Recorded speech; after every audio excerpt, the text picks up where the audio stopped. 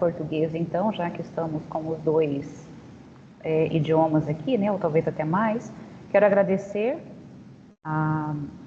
tanto a organização desse evento, que é tão importante, tão necessário, e principalmente, né, agradeço pela minha participação aqui. É um espaço de trocas, sempre me coloco muito nesse lugar de aprendente, né, o tempo inteiro ouvindo, aprendendo, com o ouvido muito atento para que nós possamos, de fato, realizar um bom trabalho.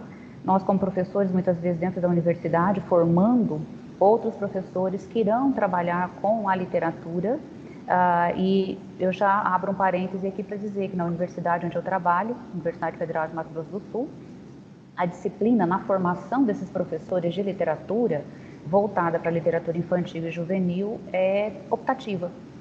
Então, ela fica ao sabor de escolha de um determinado docente para que oferte ou não a cada semestre, e também fica a escolha dos alunos se vão conseguir encaixar mais essa disciplina dentro do seu currículo obrigatório. Então, é algo que nós precisamos, sim, tratar com muito mais atenção, com muito mais cuidado. O que eu escolhi tratar aqui hoje é apresentar uma ideia a partir de uma perspectiva comparada, porque eu estou trabalhando, desenvolvendo um projeto maior a respeito de leitores e leituras. E esse recorte, então, vai tratar dessa literatura juvenil brasileira, essas leituras comparadas na atualidade. Se o livro e as leituras, eles podem ser entendidos, assim como diz, né, a Michelle Petit, como lugares ou habitáculos, é como se eles se tornassem espaços, né, literais, simbólicos, que vão compondo uma cartografia social e cultural contemporânea. Não apenas dos indivíduos, né, das pessoas, de cada aluno, de cada leitor, de cada jovem leitor, como também de todo um grupo, né, considerando essas múltiplas formas em que os jovens brasileiros hoje em dia estão se relacionando com a literatura, né, o que é o literário de fato, escapando dessas molduras do livro físico, o livro apenas com o texto escrito, mas como eles são influenciados por outras leituras, por outros contatos, por outras mídias. Então, as possibilidades de leitura se tornam muito grandes. Por exemplo, algum tempo atrás, nos chamou muito a atenção como que uma determinada cantora, né, muito famosa mundialmente, né, da cultura pop, dizendo que ela participava de um clube de leituras e que lia determinados livros, com aquela enxurrada, né, aquela avalanche de novos jovens leitores que se uniram, né, tentaram se unir a esses clubes para fazer as mesmas leituras que os seus ídolos da música também fazem. Então, as leituras hoje nós precisamos compreender como que fora da escola isso é trabalhado e usar isso como aliado mesmo nessa formação de leitores. Há muitos anos eu trabalho com essa perspectiva, às vezes orientando alguns alunos, e ainda consideramos um grande problema a leitura literária na escola, como ela é desenvolvida dentro da escola. Então, essas outras formas também nos interessam, porque são formadoras desses leitores para além dos anos escolares. Portanto, são formadoras de seres humanos, né, de cidadãos que vão atuar para o bem ou para o mal na vida social. Então, eu penso, a partir desse projeto, como que esses arquivos de leitura compõem, de fato, uma identidade dessa juventude, né? Falo de um lugar bastante específico, né, Campo Grande, Mato Grosso do Sul, e penso agora, né, nessa questão mesmo da educação básica, né, para crianças e para jovens, e tentando, então, compreender como que essa relação com aquilo que é lido, ou mesmo com o próprio ato de ler, compõe essa identidade dos leitores, né, ou vai ajudá-los a compor uma identidade para a sua vida adulta também. Quando eu trato, então, de um recorte acerca da literatura infantil e da literatura juvenil no Brasil, é fundamental considerar as transformações pelas quais essa literatura tem passado, né? São transformações profundas. Estudiosos como Marisa Lajolo, que tem grande renome, também a Vera Aguiar e outros, né, já estabelecem, então, há muito tempo, importantes elementos que servem para lançar luz de uma maneira mais adequada para compreender como que tem sido desenvolvida essa literatura no Brasil.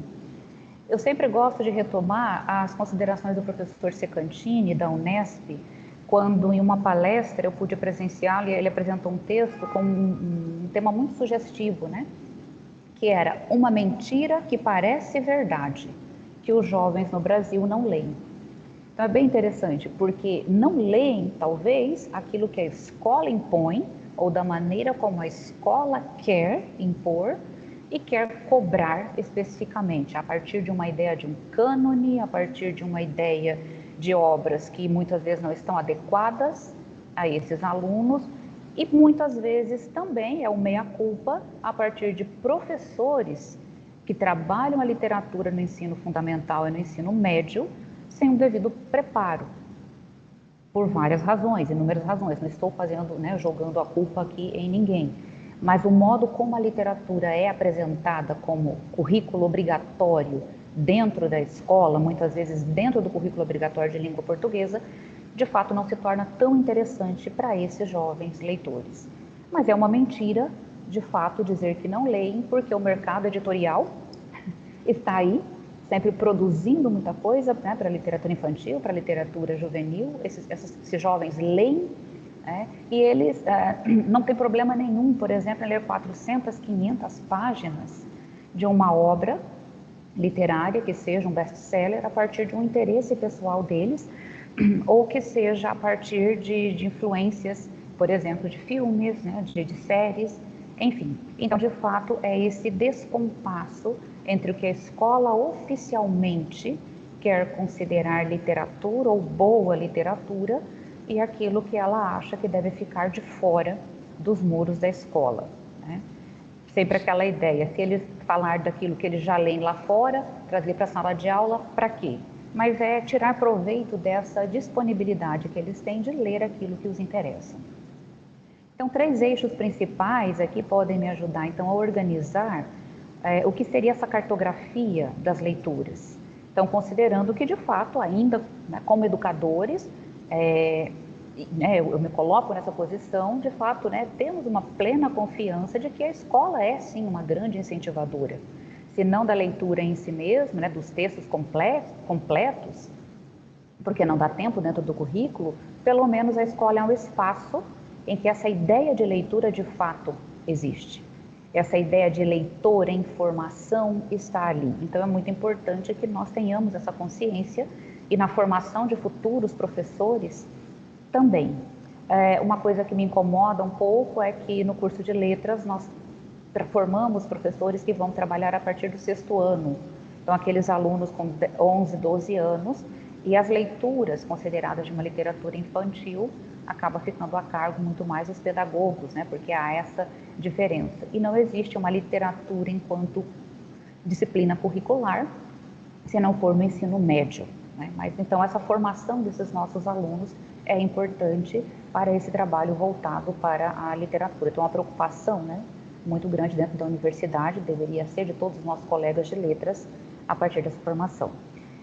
Eu mencionei, por exemplo, a Vera Aguiar, também a Marisa Lajolo, que há muitos anos fazem estudos bem interessantes a respeito da leitura no Brasil, como do mundo da leitura para a leitura do mundo, a literatura infantil brasileira, histórias e histórias, ou literatura infantil, né, da Vera Aguiar, teoria e prática, em que há um olhar sobre, inclusive, esse desenvolvimento da criança e do jovem e dos seus interesses de leitura por faixa etária. Então, aquela ideia de que aqueles pré-leitores, né, vão ter esse interesse muito mais aguçado pelo visual, pelo tato, o livro-brinquedo, imagens, textura, sonoridade. Isso é interessante porque a leitura é uma experiência sensorial, é uma leitura afetiva.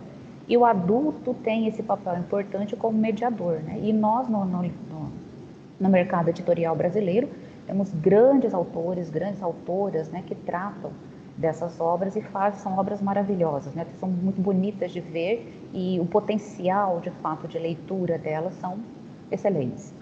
Os leitores considerados iniciantes, a partir desse momento em que têm autonomia de leitura individual, eles aprendem a ler dos 6 aos 8 anos, essa estrutura narrativa, então, vai sendo compreendida por esses alunos, eles entendem essa sua relação mais pessoal com o livro.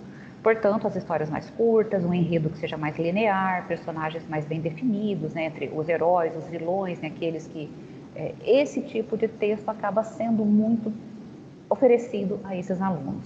A ideia também de um final satisfatório, de acordo com aquilo, né, que eles vão criando as expectativas, né? E aí nós temos, por exemplo, o próprio Monteiro Lobato, um autor que é lido e também é consumido em outras formas, né, de leitura, através de outras formas de divulgação dos seus textos, né, como as séries, o audiovisual, enfim.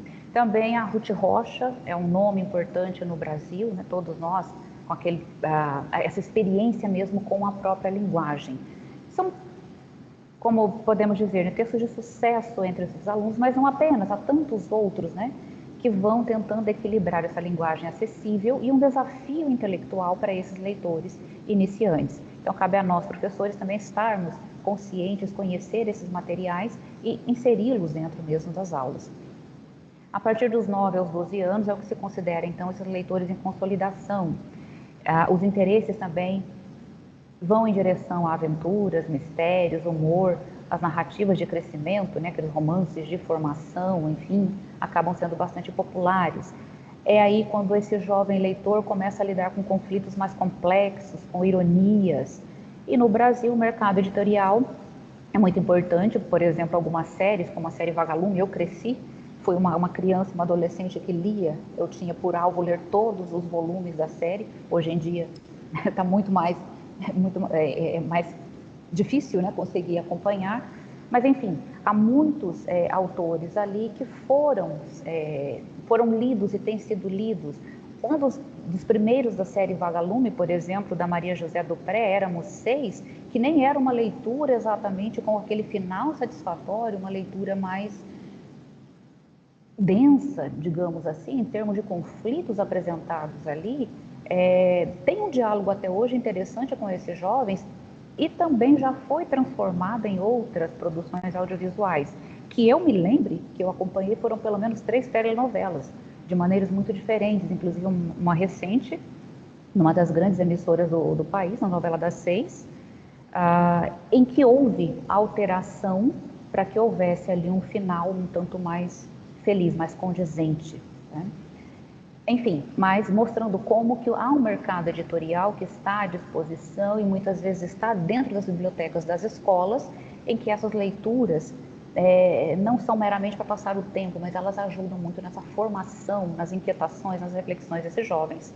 E a partir então desses 13 anos é quando esses jovens se sentem mais desafiados pelas leituras, porque eles vão buscar uma identificação, uma reflexão sobre o seu próprio lugar no mundo. Então, essa questão de uma identidade, questionar as relações familiares ou pensar mais profundamente a respeito delas, as relações sociais também, ingressar nesse universo complexo das relações amorosas, da sexualidade, injustiça, distopias. Então, são esses temas que vão ganhando força. E a literatura juvenil contemporânea tem conseguido expressar essas questões, né, explorar essas questões com bastante profundidade. E há vários autores, né, que se tornam, às vezes, muito reconhecidos. Aqui no Brasil, por exemplo, Thalita Rebouças foi uma também muito lida, e inclusive teve um papel importante porque ela adentrou as mídias, né, a televisão aberta, ela conseguiu construir um espaço ali. E é algo interessante a se pensar, né? Agora, como que a escola, né, os professores na escola também podem contribuir para que outras leituras, outros textos sejam lidos? Essa é uma grande questão. Não podemos deixar esse trabalho de construção de leitores para outras linguagens que seriam talvez mais interessantes, mais rápidas, que dialoguem muito mais de igual para igual, digamos assim, com jovens, né, com as crianças. É o papel do professor também estabelecer essa relação e desafiá-los intelectualmente para essas leituras.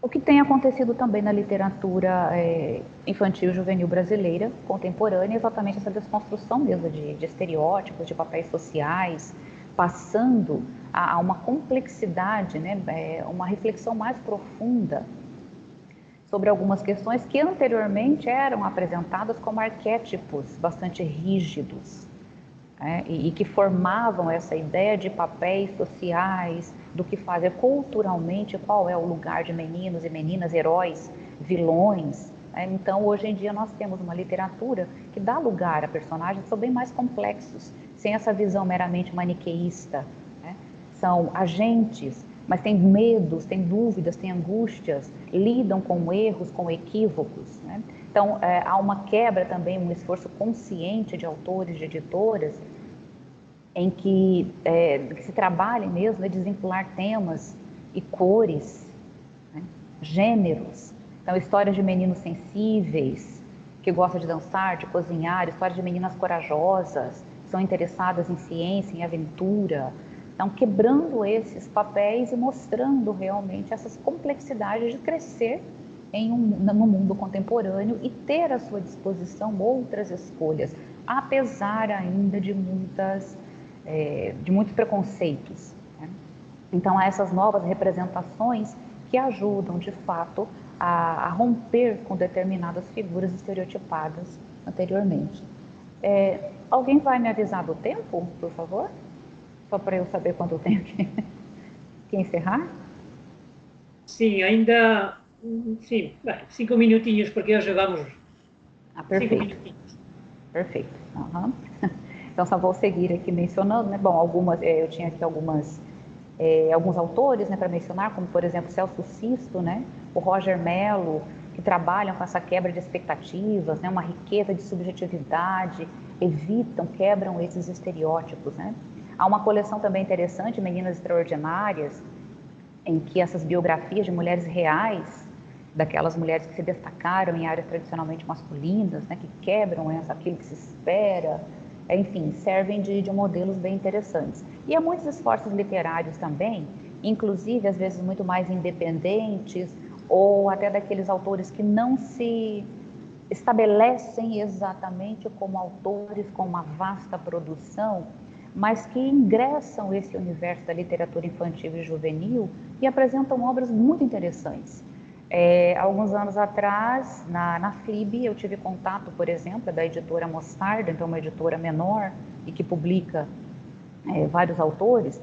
Está disponível pela Amazon a obra de uma escritora, uma moça muito jovem ainda, uma pessoa muito jovem, de comunidade, Marjorie Silva, em que esses temas sociais aparecem, e ela decidiu escrever O Jardim de Marielle, exatamente retratando, está lá no site da Amazon, a descrição, um livro inspirado na trajetória de Marielle Franco, política brasileira, que defendia os direitos humanos e permanece presente no ideal de muitos homens e mulheres que trabalham para que a violência contra a mulher e contra a população negra tenha fim. E é uma obra muito interessante que respeita a criança e cria uma metáfora de uma menina negra, então Marielle, na sua infância, que cuida de um jardim muito diverso, muito diversificado, com todas as flores, todas as cores, formas, tamanhos, etc. Mas isso incomoda alguns vizinhos, e esses vizinhos não medem esforços de tentar impedi-lo de cultivar o jardim. Então, dentro da metáfora, o que eles fazem é jogar balas, né, os caramelos, que no Brasil a bala, a mesma palavra bala se refere ao doce infantil, mas também se refere ao projétil de uma arma de fogo. E dentro da história, esses vizinhos que não queriam que ela cultivasse o jardim lançam balas para atrair formigas para que cortem, eliminem aquelas flores.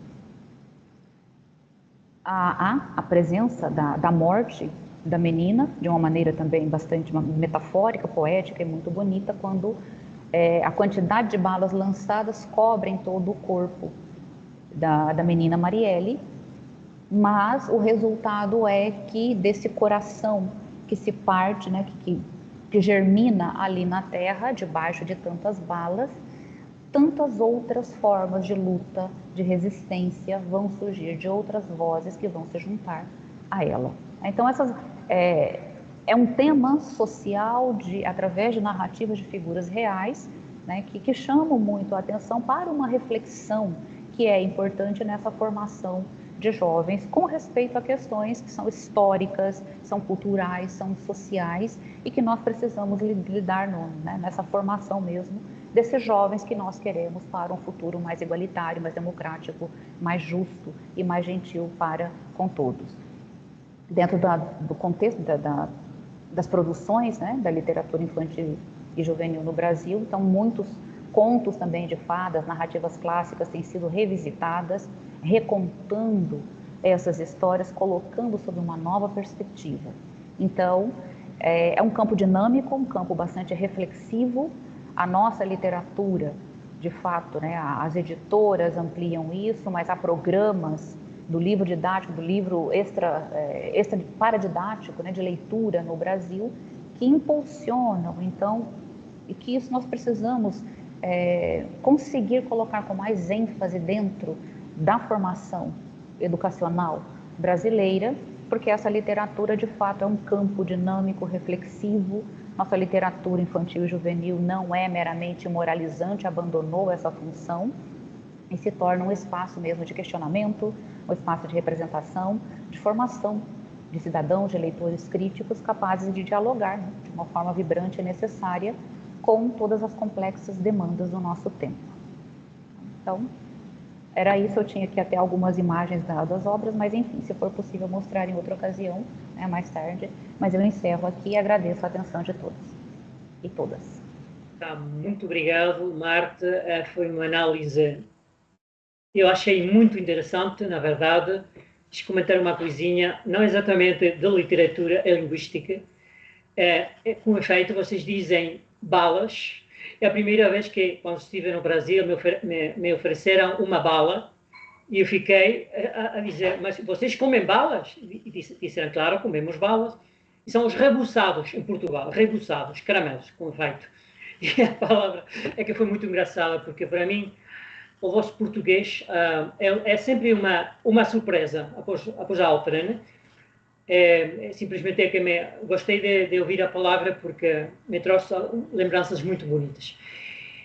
Bom, vamos deixar então as questões que surgirem, qualquer comentário para final. Então, vamos, se concordarem, dar a palavra à seguinte palestrista e já no final, já vocês podem formular as perguntas, comentários que quiserem, tá?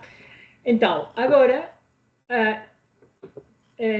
está conosco a Adriana Jesuíno Francisco e com a Renata Junqueira de Sousa. Não sei se estão as duas ou vai falar apenas uma.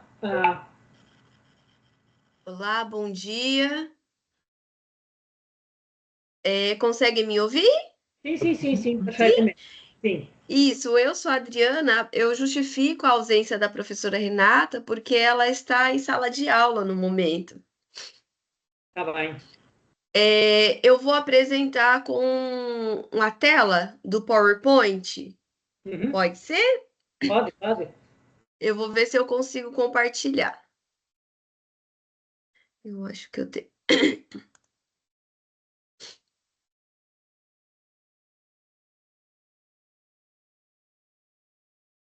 Perfeito. Conseguem visualizar? Sim. Olha, eu peço desculpas porque eu tô muito resfriada, acho que eu tô até com febre. Peguei o termômetro ali, mas se der uma crise de tosse, eu paro um pouquinho, tá bom? Tá bom, não tem problema. Então, boa tarde. Se tem água, tome água. Tá bom, eu peguei já aqui. Então, muito boa tarde para vocês, né? Aqui no Brasil ainda bom dia. E eu gostaria primeiro de parabenizar, né, por esse evento tão importante, né, tão essencial para que a gente possa fazer essas trocas e a gente ouvir dos colegas, né, e poder compartilhar aquilo que a gente tem feito. Então, meu muito obrigado. Justifico, né, a ausência da professora Renata, que é minha orientadora de doutorado. Bom, eu sou a Adriana, né? Sou doutoranda do programa de pós-graduação da Unesp, do campus de Presidente Prudente, mas eu resido na cidade de Assis, que também nós temos uma unidade da Unesp, né?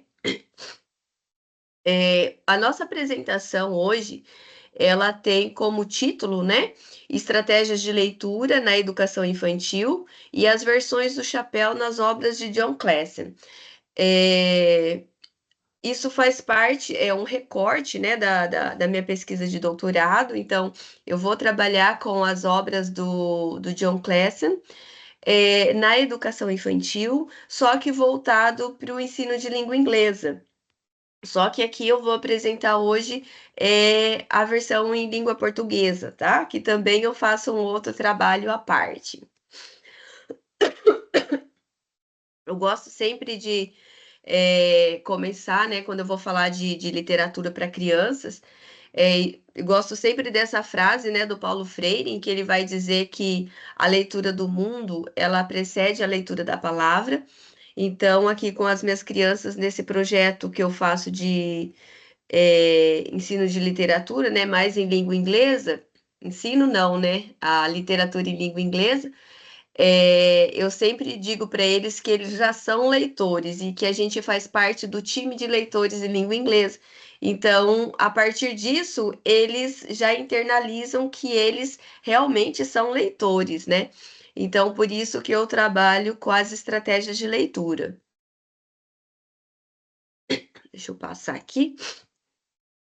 Bom, só uma pequena introdução, então eu vou falar mais especificamente das estratégias de leitura, né, das estratégias metacognitivas de compreensão leitora.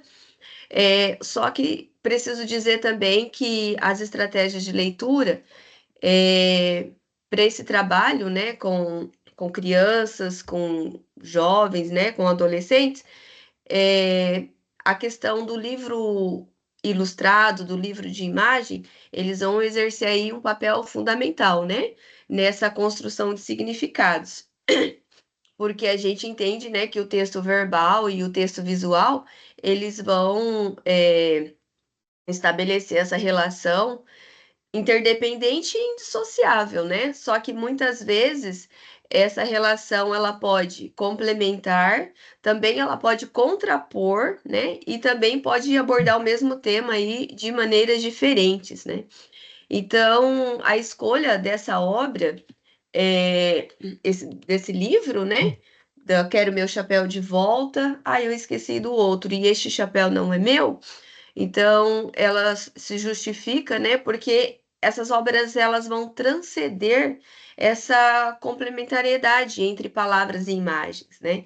E o autor, que é o ilustrador, né, o John Clason, ele vai utilizar aí a simplicidade tanto da linguagem escrita quanto nas ilustrações, né?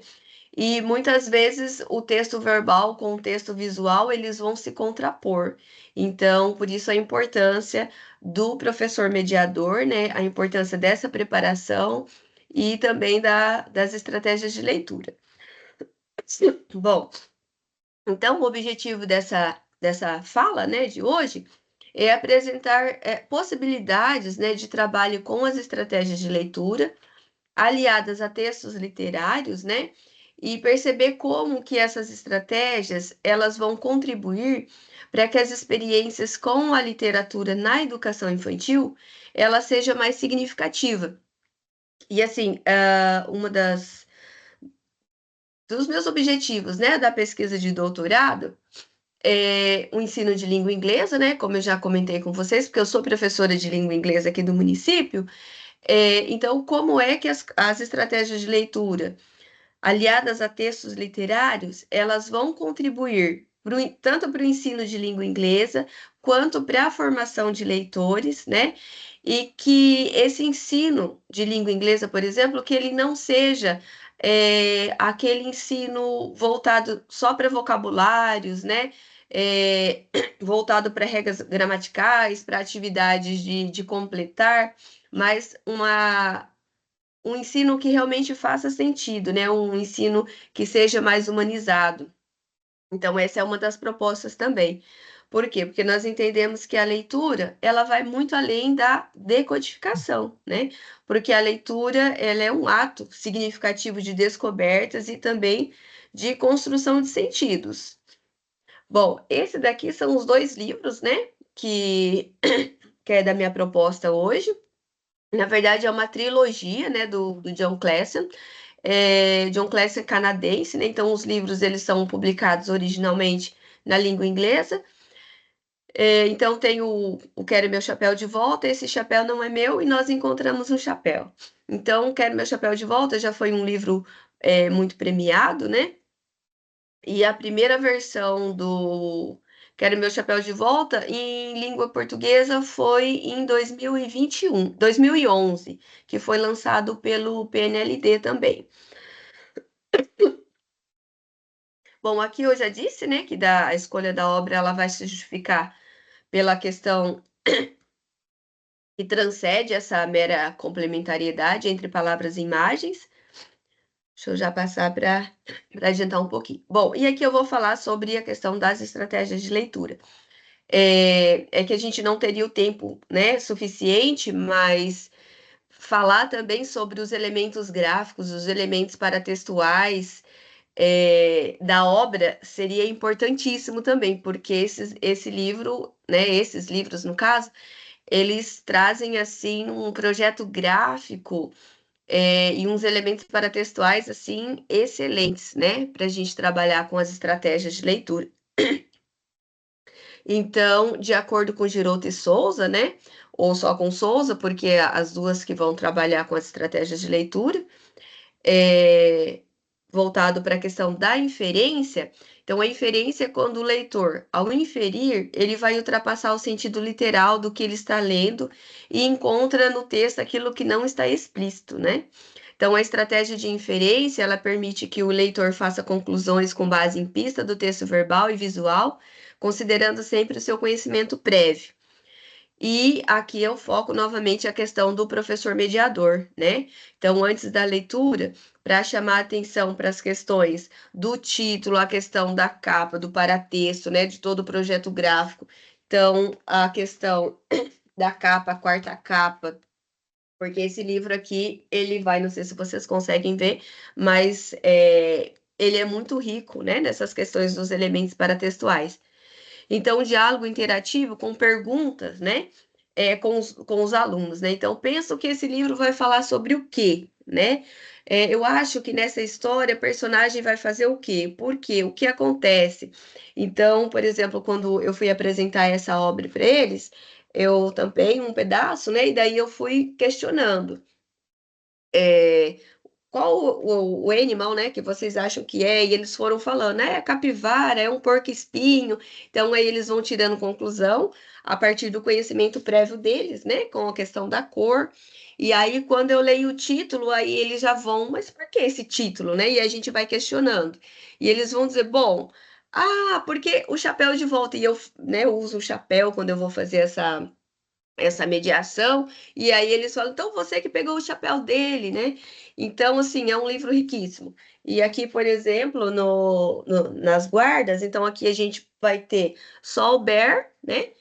Procurando, e aqui a gente já tem o Bear com Hat. Então, as crianças já fazem essa intertextualidade. Bom, ele encontrou. E aí a gente vai buscando, né? Fazendo com que eles vão inferindo, né? Mas onde que se passou a história? Mas como foi? Como será que ele encontrou? E aí as crianças vão participando desse momento de leitura, que é o antes da leitura, né? É, estudado aí por Solé também. E aqui nós temos também uma outra conexão, desculpa, uma outra estratégia de leitura, que seria a conexão, né? Então, também de acordo com. Ai, desculpa, eu coloquei errado, de acordo com Giroto e Souza, as conexões elas se dividem em três, né?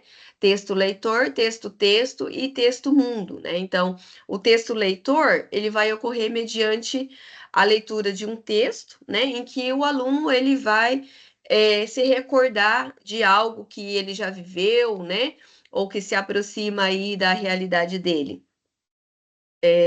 Ou algo que foi construído, né, em algum texto. Inclusive, a professora da sala, né, regular, trabalhou não, ela experienciou uma atividade de leitura com eles, que também tinha uma personagem que usava chapéu, então eles iam fazendo essa intertextualidade. Desculpa, esse é o texto-texto, né? O texto-leitor, desculpa. O texto-texto é esse que eles vão relacionando, né, com outros textos, com outras cenas, filmes, né? E etc. E a conexão texto-mundo, que é quando o leitor ele vai relacionar o conteúdo lido, né, com algum assunto, ideia ou episódio que vai constituir um universo mais amplo, né? Extrapolando aí o cotidiano individual e atingindo aí o que nós chamamos de conhecimento de mundo. Então, muitas vezes, quando a gente vai trabalhar com a estratégia de conexão, a gente vai ver aquela que mais se aproxima, né, daquela turma com aquela obra, né, se ela vai mais para o texto-texto, se ela vai mais para o texto-leitor. Às vezes, quando uma turma é um pouquinho mais velha, né, e de adolescente, a gente pode ir à conexão texto-mundo, que daí ele já tem um conhecimento prévio maior, né, um conhecimento de mundo. Então, aqui só para vocês verem, né? Então, essa é a capa do Quero Meu Chapéu de Volta. E aí a gente observa que ali na quarta capa, né? Então, só para a gente observar a importância dos elementos paratextuais, que ele vai dizer, né? O chapéu do urso sumiu. Será que sumiu para sempre? Espere. O urso viu o chapéu dele. Então, esse espere, e aí a gente já chama atenção para as colors, né? Então, o título, o espere, a cor, né, do hat, então a gente já vai ensinando eles fazerem essa associação. Mas por que espere? Né? Será que ele encontrou? Será que não? Como foi esse percurso? E aqui, né, a guarda inicial e a guarda final. Então, aqui, ó, a gente percebe que o urso, ele encontrou o chapéu, aqui ele está como se ele estivesse entrando na narrativa, né? Aqui, se ele já estivesse saindo. Essa cor vermelha também aqui da folha de rosto vai fazer intertextualidade com algumas partes lá no meio da narrativa também, né? Então, aqui, antes da leitura, o que a gente pode fazer, né? Então, a importância do professor mediador em promover esse diálogo, né? Suscitando aí algumas perguntas norteadoras que estimulem a curiosidade das crianças e também nessa construção de expectativa com relação ao texto, né? Então, o que a capa me faz pensar sobre o título, sobre o que será que vai falar, né? E aí eles vão levantando pistas, né? Através das ilustrações e a gente vai fazendo esse diálogo.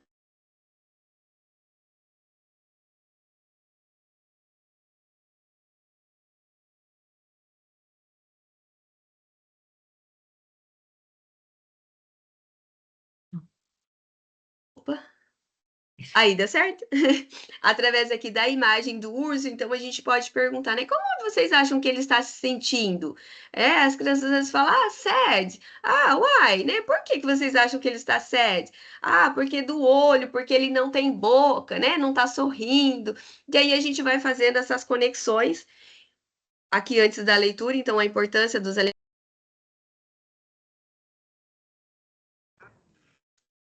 Acho que quando eu. Foi, né? É que o microfone desliga de vez em quando. Tá, eu vou tomar cuidado que eu acho que eu bato o dedo aqui. E aqui a gente tem, né, essa questão aqui também do paratexto, né, a capa fica em vermelho, e aí já tem, eu vi o meu chapéu, né, então viu,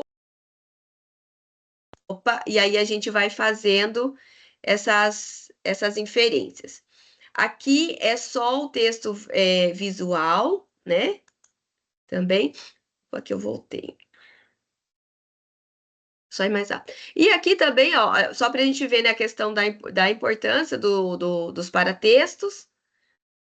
Aqui, né, é um livro literário, então é uma obra aberta, a gente não sabe o que aconteceu, mas a gente pode, né, aí estimula as crianças a dizerem o que eles acham, e aqui a gente pode trabalhar também a questão da sumarização, né, o que vocês acham que aconteceu, ou vocês dariam outro final para a história, e é muito interessante que eles participam, né?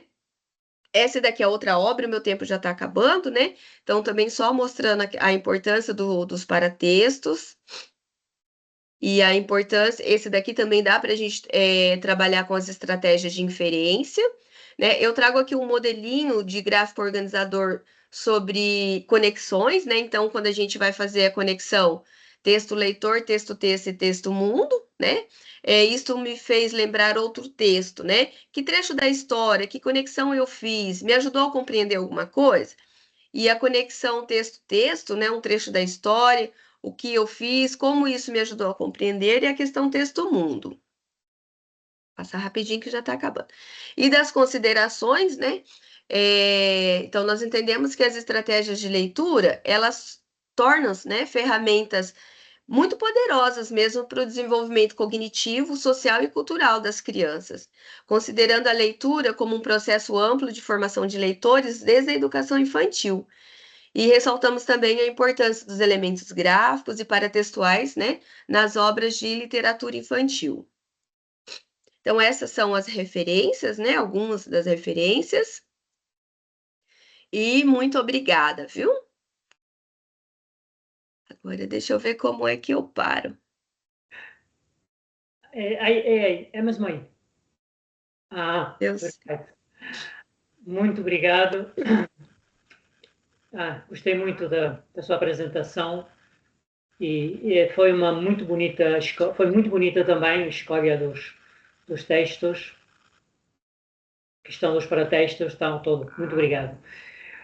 Obrigada. E bem, então, digo porque eu sei que para vocês, orientandos, doutorandos, quando têm que participar e sabem que o vosso diretor ou orientador está aí pertinho, embora a tua professora agora esteja a dar aulas, mas ela com certeza vai ver depois, e são esses nervos, não? Se um faz as coisas bem, não faz, mas ficou esplêndido. Então podes ficar tranquila, descansada, porque a apresentação foi muito boa.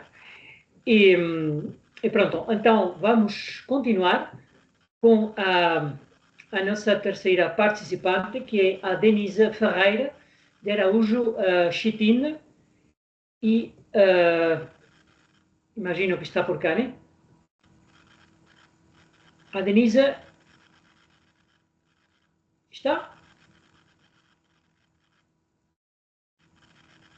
Não está? Bom, então vamos fazer uma coisa. Vamos dar a palavra à seguinte palestrista e, esperamos. Se a Denise vai chegar um bocadinho mais tarde, não faz mal, ela ficaria em quarto lugar. E agora vamos pedir para a Márcia participar. A Márcia, ela estava aqui há um bocadinho, assim, está aqui. Márcia, Estou então, aqui. ótimo. Então poderei apresentar mais cedo, é isso? Sim, porque a pessoa que devia começar agora não está presente e vamos dar a oportunidade dela participar depois. Então, Está bem. Bom dia, boa tarde a todos. Eu estou muito feliz por participar deste evento. Eu falarei sobre a última experiência de um clube de escrita criativa, que foi desenvolvido no colégio estadual aqui de onde eu moro, no município de Marechal Cândido Rondon.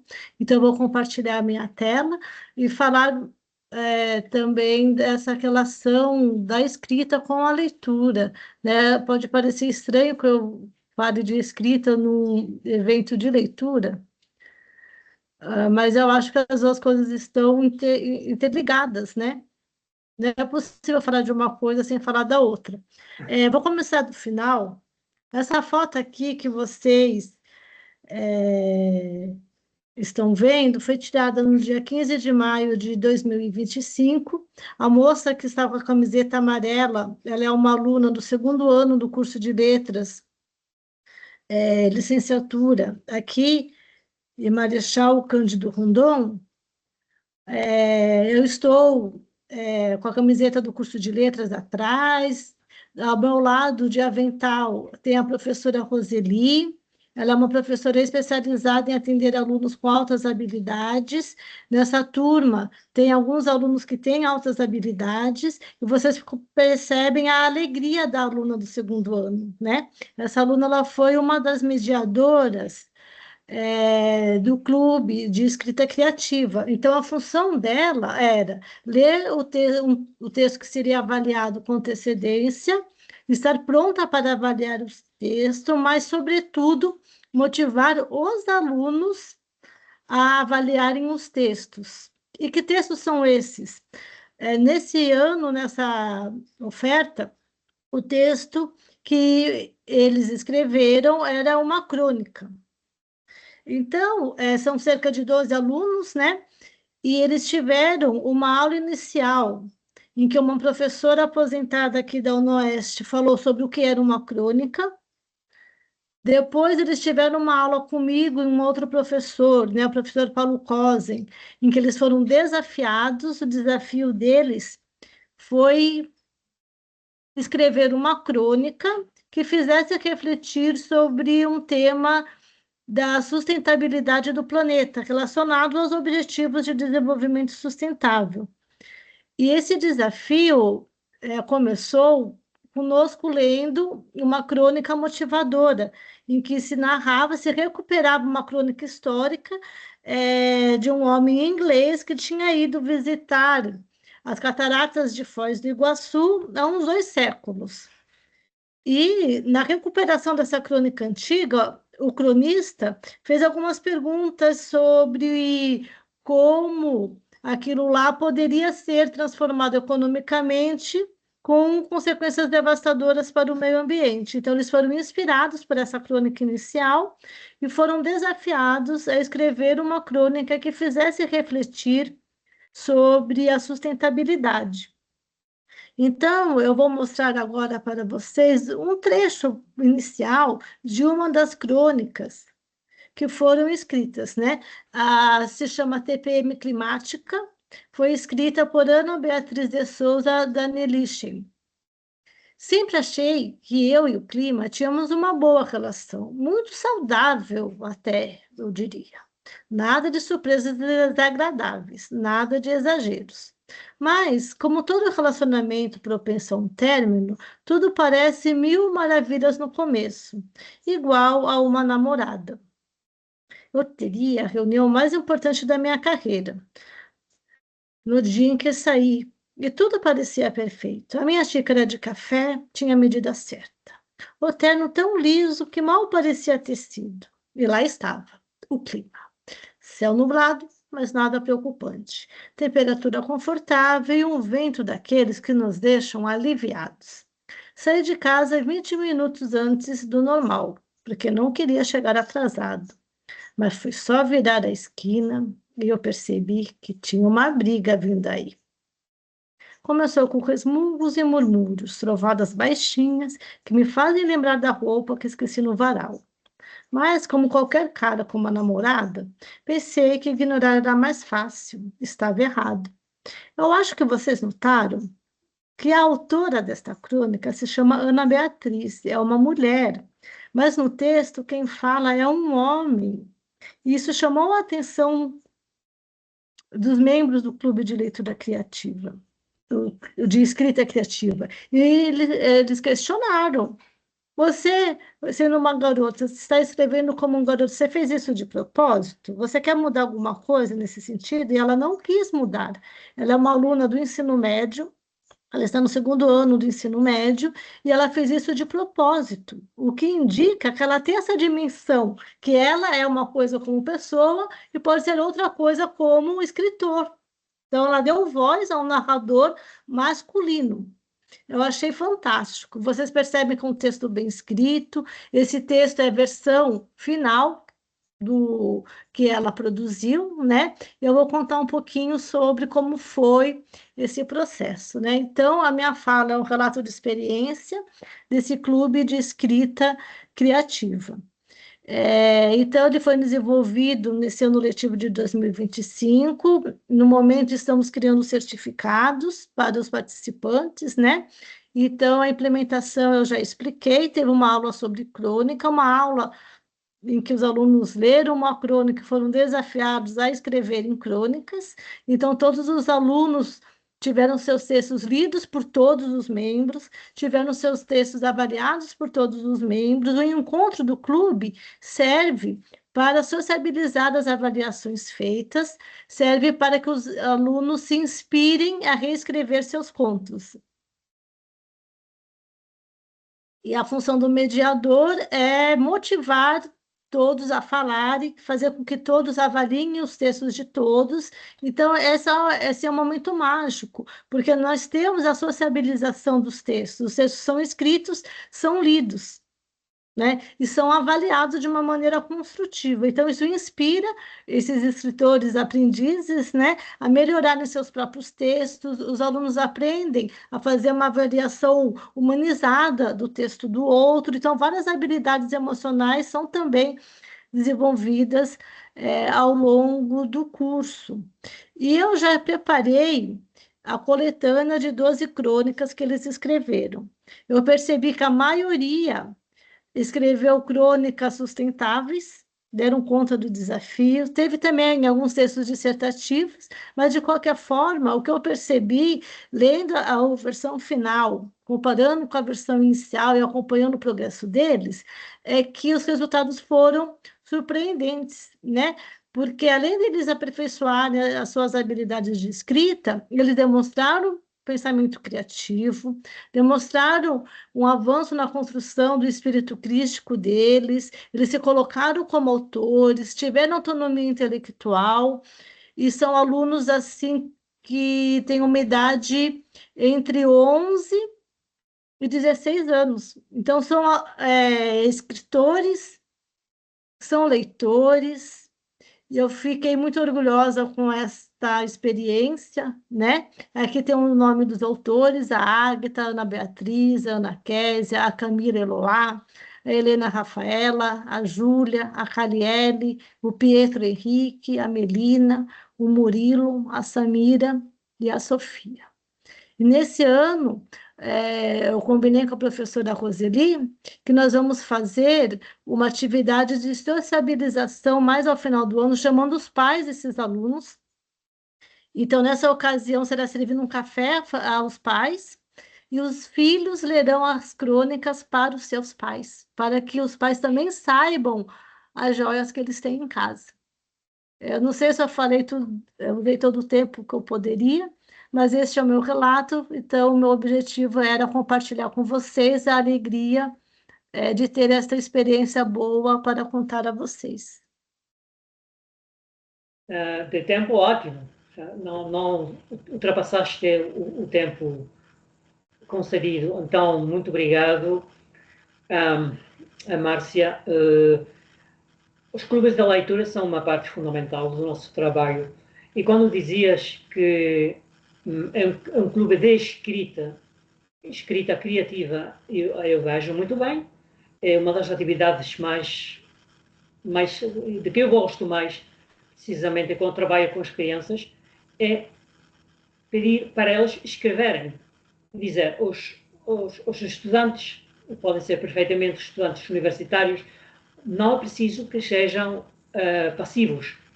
É dizer, até a leitura pode ser ativa ou passiva, mas a escrita é principalmente ativa.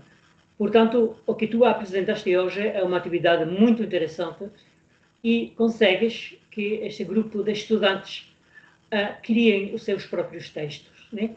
Então, parabéns, foi uma experiência muito linda. Espero também poder compartilhar contigo daqui 2027, quando voltar a Marechal Cândido Rondão. E pronto, então, bom, acho que a nossa colega, a Denise, não apareceu. Bom, então, o que podemos fazer, então, se ela chegar mais tarde, podemos dar palavra, dar voz, mas por agora o que podemos é abrir o debate, onde vocês possam perguntar, comentar o que quiserem. Este Teams tem a hipótese de alçar a mão. Sabem, lá na parte de cima há uma mãozinha que diz participar. Então, eu já vou dando a palavra às pessoas que queiram falar. Então, deste momento, quando quiserem. A Maria José já pode falar, pode perguntar quando quiser.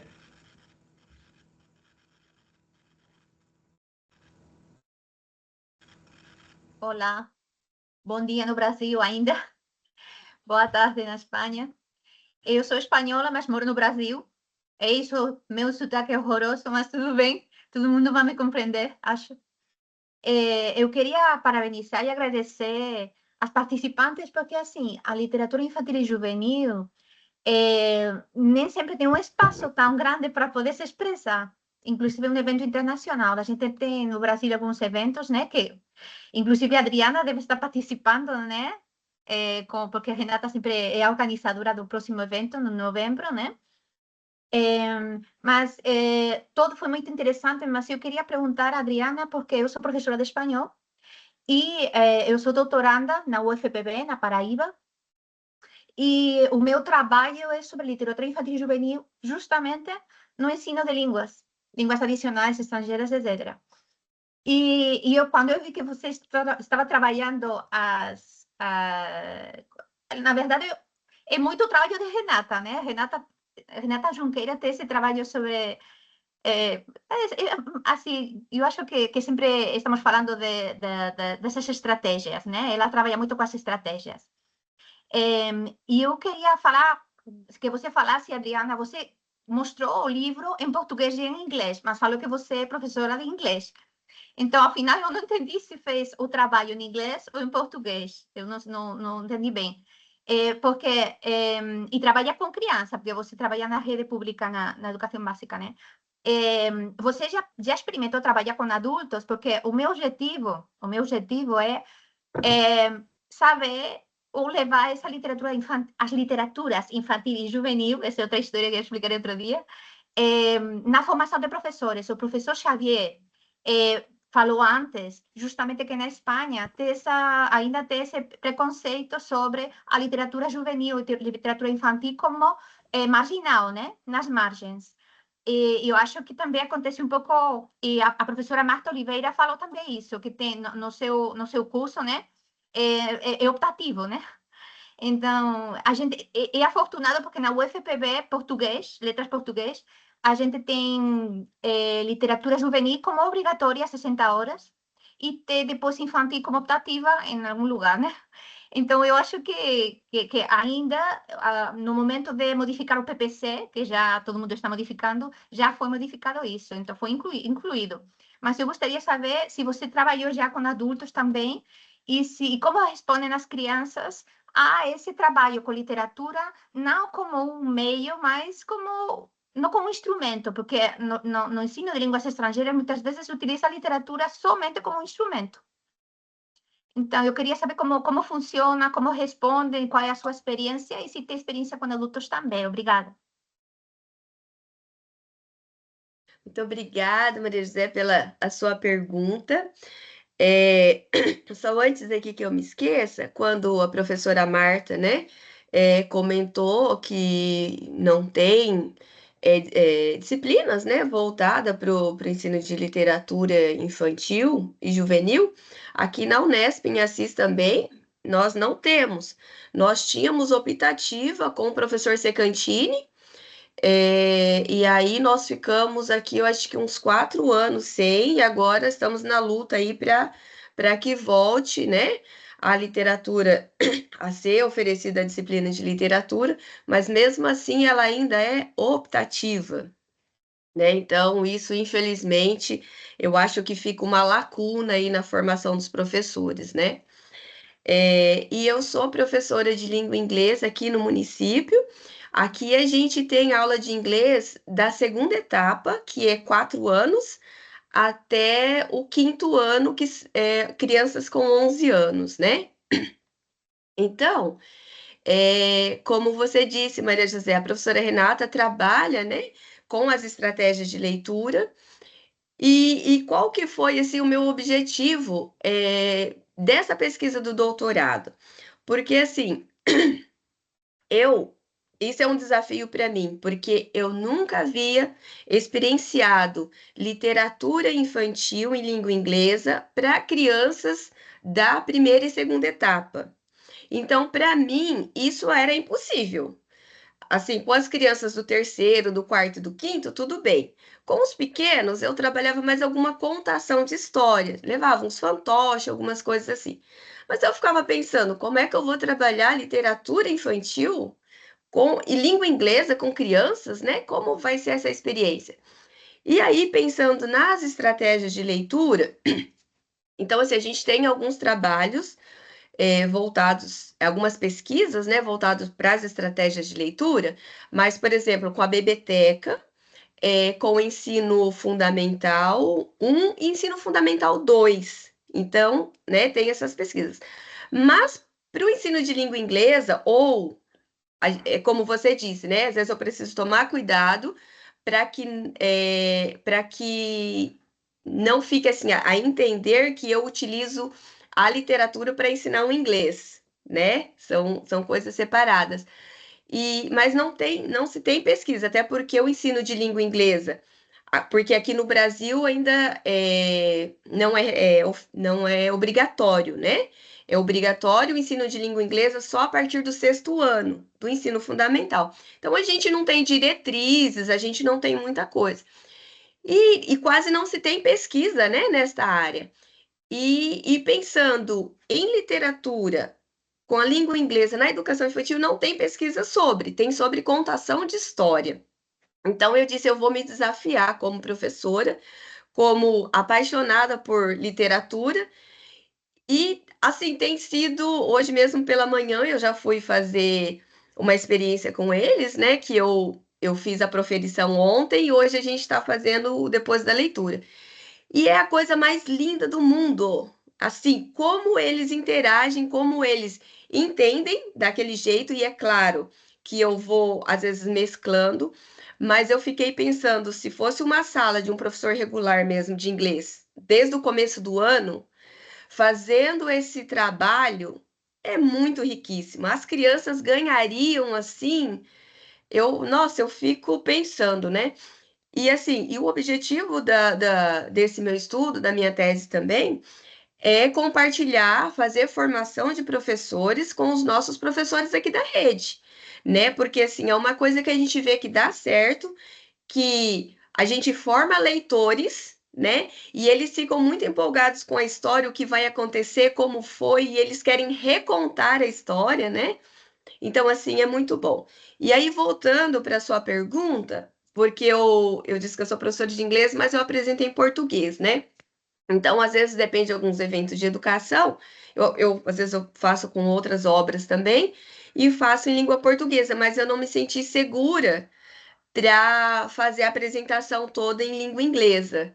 Então, por isso que eu dei essa mesclada, mas eu faço assim com várias obras. E esse daqui do John Clason, eu não sei se vocês conhecem essa trilogia. Gente, é maravilhosa, maravilhosa. Então, assim, eu fico com o coração esperançoso, sabe? Que a gente vá conseguir dar um passo, né? Principalmente aqui na rede de ensino, né? Com a formação desses professores.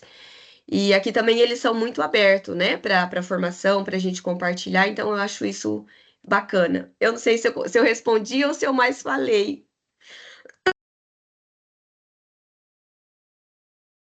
Eu gostaria de comentar que aqui na UniOeste nós temos a disciplina de literatura infanto-juvenil, de 68 horas, que é ofertada no primeiro ano do curso de letras. Então, a mediadora, cuja foto eu mostrei, ela já estava tendo as aulas de literatura infanto-juvenil e já estava, de algum modo, aplicando o que ela vinha aprendendo, né? Então, para Maria José, Adriana, Marta, todos nós estamos numa obrigação de rever os PPPs, os cursos, né, por causa de uma nova lei federal que surgiu.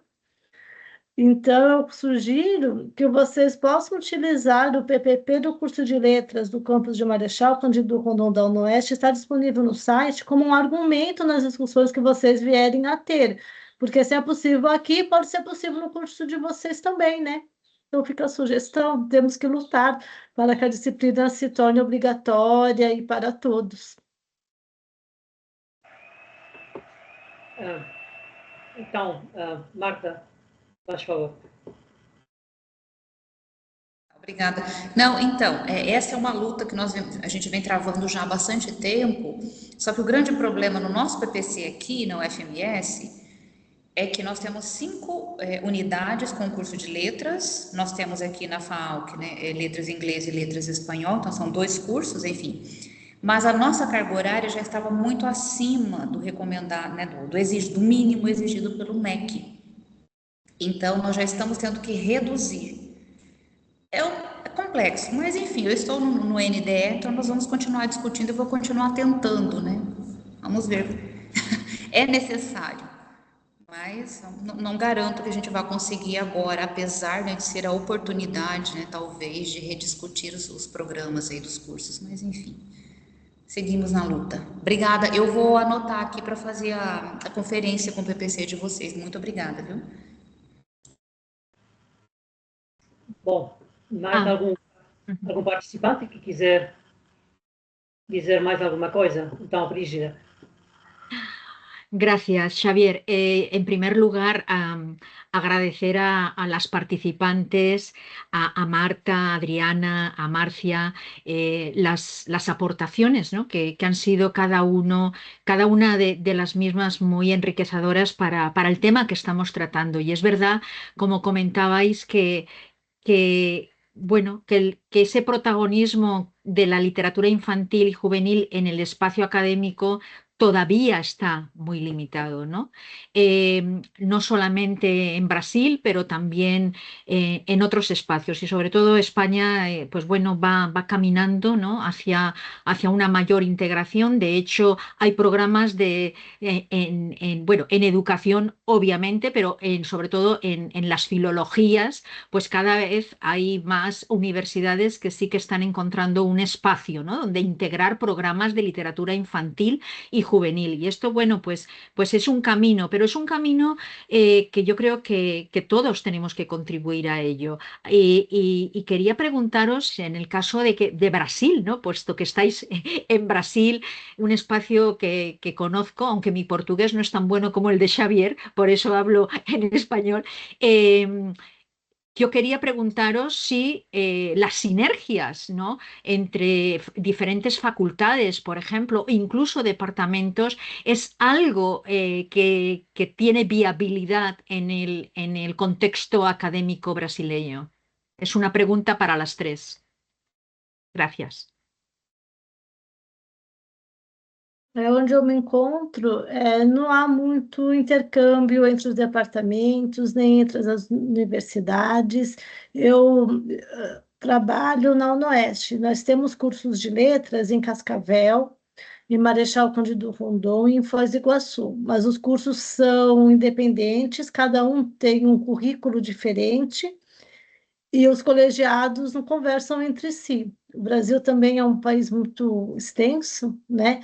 Então eu vejo com dificuldade esses diálogos, mesmo dentro de uma mesma universidade. Aí eu gostaria também de saber qual é a realidade na Unesp, no Mato Grosso do Sul, né? Então, vou ouvir o que dizem a Marta e a Adriana. Marta, quería saber tu opinión. Conozco el contexto académico donde Marta Francisco de Oliveira es profesora y la verdad que tuve la oportunidad, de hecho, de dar una palestra muy, muy bien atendida porque era un salón de actos y estaba llenísimo, lo cual me llenó de mucho positivismo, de la gran acogida que tiene esta temática. Quería que un poco, desde que yo estuve en Campo Grande, si realmente ha habido algún tipo de evolución en ese sentido, de más diálogos interacadémicos, que Marcia ya acaba de comentar que bueno, que parece que no es limitado ese diálogo, pero a veces los diálogos pueden generarse dentro de una misma universidad y hacer propuestas, ¿no? que puedan tener viabilidad al ser consideradas para integrar un nuevo programa, ¿no? en esta disciplina. Sim, não, de verdade, aqui a sua palestra foi excelente. Semanas depois, nós encontrávamos alunos e colegas, professores que estavam falando, né, de como gostaram de ouvir, principalmente falando da literatura mesmo infantil e juvenil. Qual é o nosso grande problema? É um currículo que precisa ser reorganizado, mas aí nós temos, então, um número grande de professores de literatura, temos 5 cursos de letras, e esse momento nós precisamos montar um núcleo comum. Então, as coordenações, os núcleos, né, de desenvolvimento estruturante estão conversando entre si, porque nós precisamos ali ter as disciplinas homônimas. A única que de fato trabalhava com a literatura infantil e juvenil era o campus de Três Lagoas, a unidade de Três Lagoas, fronteira com São Paulo, porque a professora Amaia trabalha com essa, né, literatura infantil e juvenil. Qual é o grande problema? Nós temos um currículo que muitos professores organizam ou optam por criar uma disciplina a partir do seu próprio currículo, do seu interesse. Então, eu estudei isso no doutorado, eu gostaria de trabalhar com essa disciplina. Esse professor se aposenta ou muda interesse ou muda de unidade, a disciplina fica lá no currículo, mas aí não tem quem trabalhe. Então, aqui, o grande problema é quais são os professores que têm uma pesquisa em desenvolvimento com a literatura infantil e juvenil? Pouquíssimos. Então, esse diálogo não tem ocorrido. E a carga horária, como eu falei, nós tivemos que reduzir, porque existe uma carga horária mínima do MEC, nosso curso já estava acima, mas agora, por essas questões aí, então já vai reduzir carga horária de professores, enfim, ela vai continuar sendo uma optativa, pelo visto, porque não entra no núcleo comum de todos os cursos. A questão é tentar fazer mais ofertas. Mas é interessante se nós conseguirmos conversar, talvez não com os outros cursos de letras, mas, por exemplo, com o curso de pedagogia, aqui da própria UFMS. Isso é bem interessante, porque, como eu mencionei, formados em letras, eles vão entrar para trabalhar como professores de língua portuguesa ou de língua inglesa, enfim, e a literatura, a partir do 6º ano, que são os anos, as séries finais do ensino fundamental, e lá no ensino médio.